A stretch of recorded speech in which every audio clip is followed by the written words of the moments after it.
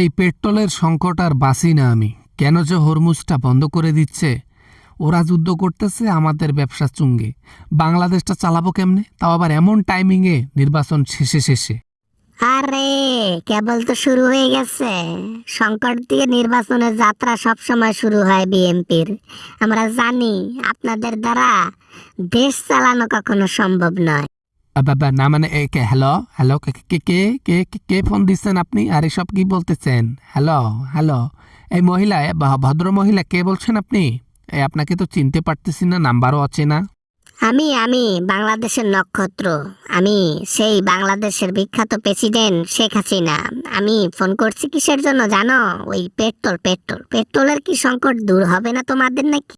পেট্রোলের সংকট একটু হবেই। হরমুজ বন্ধ করে দেওয়ার কারণে তো একটু সংকট পড়েছে বাংলাদেশের মধ্যে। তবে এটা ঠিক হচ্ছে আস্তে আস্তে। আগে 200 টাকার মানুষকে তেল দিতাম, এখন টাঙ্কি ফুল করেই দেওয়া হচ্ছে। 17 বছর দেশ চালাইছি, কোনোদিনও মানুষকে পেট্রোল পাম্পের মধ্যে গিয়ে এরকম হাজার হাজার লাইন ধরে তারপর তেল নিতে হয়েছে এমন সিচুয়েশন ঘটে নাই। আপনারা 2 মাস হয় নাই এমন ধরছে। এ ঘটনা নতুন নয়। সংকট বাংলাদেশের জন্য একটা বেসিক, মানে সাধারণ একটা ব্যাপার। আমরা জানি এ দেশ ঋণের বোঝা কাঁধে নিচ্ছে আপনার আমলে।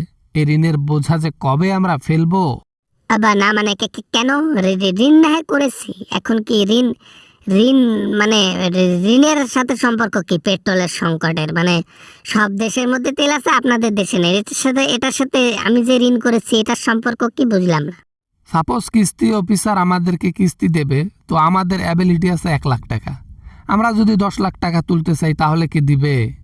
আপনারা আগে থেকেই লক্ষ লক্ষ বিলিয়ন ডলার হাতিয়ে দেশ থেকে অন্য দেশে পাচার করে নিয়ে গেছেন।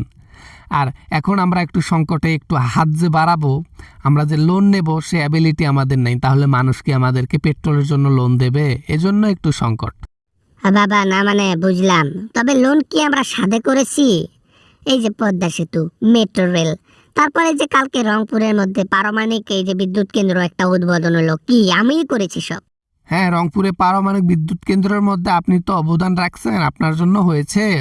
কিন্তু ওই ওই জায়গার তথ্য অনুযায়ী 500 বিলিয়ন না 500 মিলিয়ন ডলার আপনি খেয়ে দিয়েছেন।